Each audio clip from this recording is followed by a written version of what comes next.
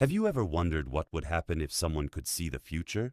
Well, this story begins in a small village surrounded by forests and hills, where an old clock tower stood silently in the center of town.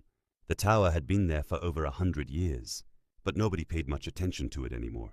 The clock had stopped working long ago, and most people had forgotten it even existed. But there was one person who couldn't stop thinking about it.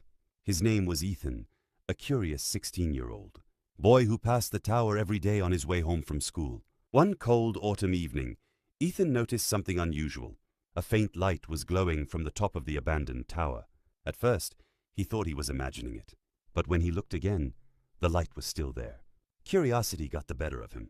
Slowly, he pushed open the rusty wooden door and stepped inside.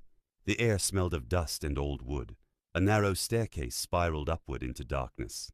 With every step, the old stairs creaked beneath his feet. When he finally reached the top, he couldn't believe what he saw. The room was filled with clocks, hundreds of them. Large clocks, small clocks, golden clocks, wooden clocks. And standing in the middle of the room was an old man with silver hair. The man smiled and said something that immediately sent chills down Ethan's spine. "I've been waiting for you." Ethan froze. Waiting for him? The old man introduced himself as Mr. Alden, the last clockmaker. But according to him, these weren't ordinary clocks. One clock could show moments from the past. Another could reveal possible futures. Naturally, Ethan didn't believe him. That was until Mr. Alden opened a small golden watch. Suddenly, a glowing image appeared in the air. Ethan watched as scenes from the village's past unfolded before his eyes. Children played in streets that looked completely different. Horse-drawn carts rolled across old roads. It felt as though he had traveled back in time. Then, just as quickly, the vision disappeared. Ethan stood there speechless. But the biggest surprise was yet to come. Mr. Alden led him toward a massive clock covered in strange symbols. With a turn of a hidden key, the machine came to life. The gears began spinning. The room filled with light. And then Ethan saw the future. Dark clouds covered the sky. The village was flooded. Homes were damaged. People were running in panic. Even the old clock tower had collapsed. Ethan couldn't believe his eyes. "What happened?" he asked. Mr. Alden explained that in 3 days, a powerful storm would strike the village. A giant tree near the river would fall and block the water. The river would overflow, causing devastating floods. Ethan immediately knew what he had to do. The next morning, he ran through the village warning everyone, but nobody listened. Some laughed at him. Others told him he was making up stories. Even the mayor ignored him. For a moment, Ethan felt defeated. But then he remembered something Mr. Alden had told him. The future changes because of those who refuse to give up. So instead of quitting, Ethan gathered a few friends. Together, they went to the river. They found the tree exactly where the vision had shown it. Its roots were weak and unstable. For the next 2 days, they worked tirelessly.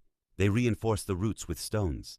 They strengthened the riverbank, and they prepared for the storm. Finally, the 3rd day arrived.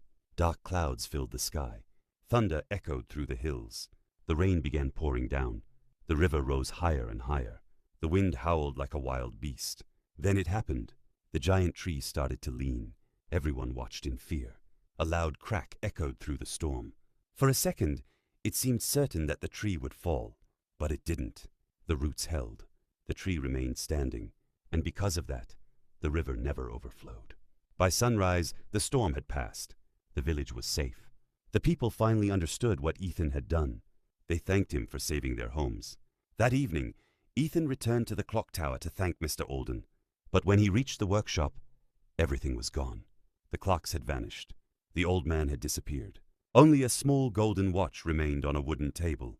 Beside it was a note. It read, "Time does not belong to those who predict the future. It belongs to those who shape it." And from that day forward, Ethan never forgot that lesson.